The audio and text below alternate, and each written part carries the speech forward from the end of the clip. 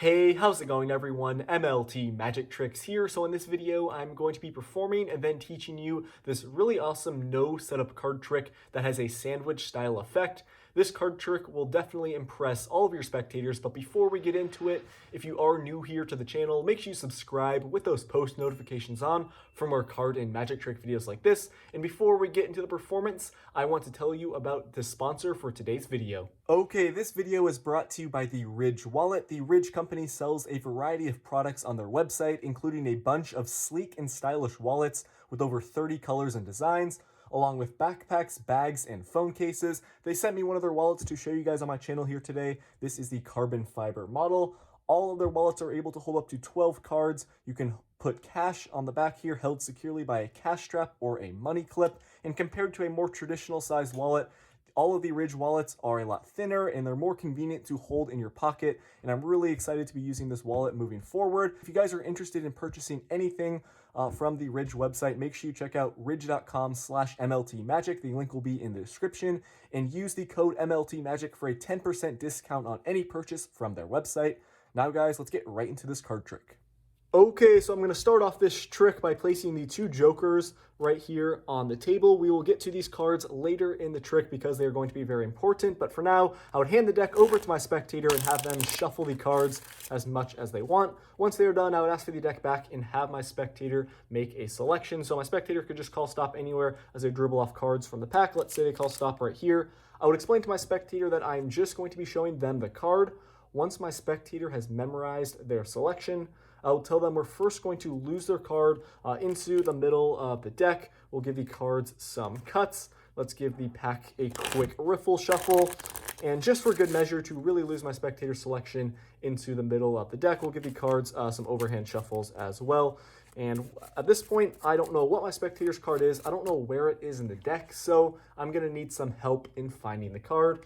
And that is where the two jokers come into play. So we're going to place the two jokers here on top of the deck, and we're actually going to get the jokers in the middle of the pack. So we have the jokers right here, no cards in between them, as you can see. We're simply just going to place the jokers right there in the middle of the deck, and I would tell my spectator, all I need to do is hit down once on the deck, and I'm going to snap my fingers over the cards, and I'm going to spread out the deck right here on the table. And you will notice that there is now one card right here in between the two jokers. And the card that somehow found its way in between the two jokers right here is not just any card. It should be my spectator selection, the 9 of hearts. So guys, that is what this trick looks like. It's an awesome no setup effect that I definitely think you should add to your routine. So if you want to learn how to do it, make sure to stick around for the tutorial. Okay, so I hope you guys enjoyed that performance. This is a really cool no setup card trick that has that sandwich style effect, as you guys saw in the performance. Overall, it's not too difficult to perform, so let's get straight into the tutorial. You're just going to need a standard deck of cards for this trick. You're going to want to begin by placing the two jokers on top of the deck. If you don't have the two jokers, you can take two face cards with the same colored suit, like the two black kings, and just place them on top because these are going to be your helper cards. So you go up to your spectator with your two helper cards on top. You tell them, okay, we're going to start off by placing the two jokers right here on the table, or whatever your two helper cards are. So they just go, face up right here where they can see them. And once you have introduced your spectator to these cards, you have them shuffle the deck as much as they want to. Because once again, guys, this is a no setup trick. So after your spectator's done shuffling, you're going to have them choose a card. So you can really have them choose a card in any way you want to, but you're going to need to control their selection to the bottom of the deck. So I'll show you guys what I did in the performance. This is a great way to do it. So you're going to take the deck and you're just going to dribble the cards onto your hand here. So have your 3 fingers here on top, pointer finger curled on the back and then thumb on the bottom. Just dribble the cards here into your hand. Wherever your spectator calls stop, you tell them, okay, you're going to go ahead and memorize your selection. So just have your spectator look at the card. You do not need to see it, but for the purpose of the tutorial, we'll take a look at it together. In this case, we have the 5 of hearts. So after your spectator has memorized their selection, once again, don't look at it. You're going to tell them, okay, we're going to lose your card in the middle of the deck. So you can have your spectator, place it right here back in the middle, and you're going to want to take the top portion of cards and start dribbling on this portion of the deck, starting from the bottom. So you're going to dribble the cards like this, starting from the bottom.